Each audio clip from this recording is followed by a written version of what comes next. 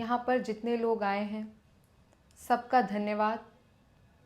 कल मैंने एक प्रेस कॉन्फ्रेंस की थी जिसमें मैंने कहा था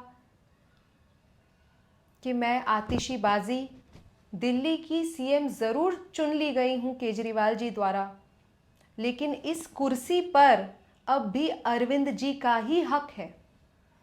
तो मैं जिस तरह भरत जी ने प्रभु श्री राम जी की खड़ाऊं रखकर सिंहासन पर राज संभाला था, उसी तरह दिल्ली की सीएम का कार्यभार संभालने वाली हूँ।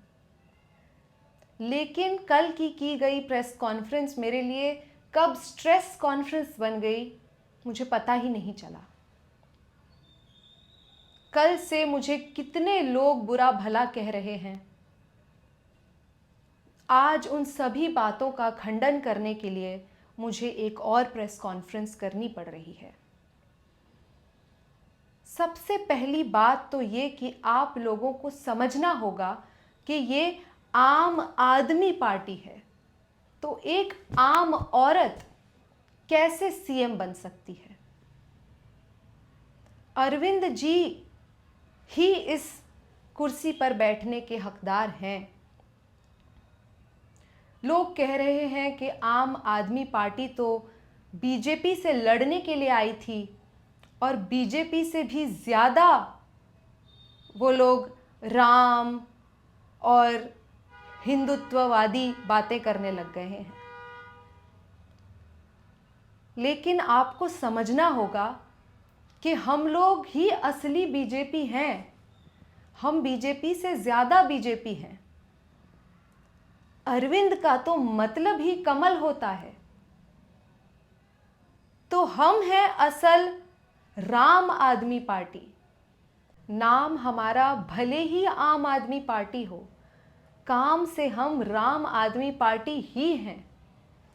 और मैं जनता को आश्वस्त कर देना चाहती हूँ आज कि कलयुग के प्रभु मर्यादा पुरुषोत्तम अरविंद जी ही हैं। जिस तरह मर्यादा पुरुषोत्तम प्रभु कैकेयी के कहने पर 14 साल वनवास चले गए थे, मुझे पूरा यकीन है कि हमारे मर्यादा पुरुषोत्तम प्रभु कई लोगों के कहने पर 14 साल के लिए कारावास अवश्य जाएंगे।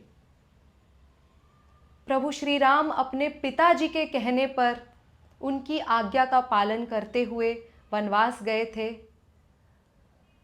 और प्रभु अरविंद जी जनता जो कि उनकी पिता ही है, माई बाप होती है जनता, उसके कहने पर कारावास अवश्य जाएंगे।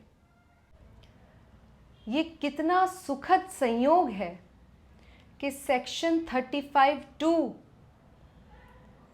क्रिमिनल प्रोसीजर के हिसाब से आजीवन कारावास भी 14 वर्षों तक ही होता है। जब अरविंद जी आजीवन कारावास 14 वर्षों के बाद वापस आएंगे, उस दिन साबित हो जाएगा कि कलयुग के प्रभु वही हैं। मैं अपने आप को एक आम आदमी नहीं, महिला होने के नाते इस कुर्सी के योग्य नहीं समझती हूँ। मैं तो अपनी सैलरी भी जॉइंट अकाउंट बनाकर अरविंद जी के साथ उसमें मंगवाया करूंगी। मैंने तो ये तक ठाना है कि मैं सिग्नेचर तक अपने नाम का नहीं करूंगी। दुख की बात है कि मैं उनके नाम का सिग्नेचर नहीं कर सकती हूँ क्योंकि वो फ्रॉड हो जाएगा और एक आम आदमी को ही फ्रॉड का हक है, एक आम औरत को फ्रॉड का हक भी नहीं है। औरतों को अपनी लक्ष्मण रेखा के भीतर ही रहना चाहिए। तो मैं सिग्नेचर में सिर्फ ए अक्षर लिखूंगी जो कि आतिशीबाजी नहीं, अरविंद के नाम का होगा।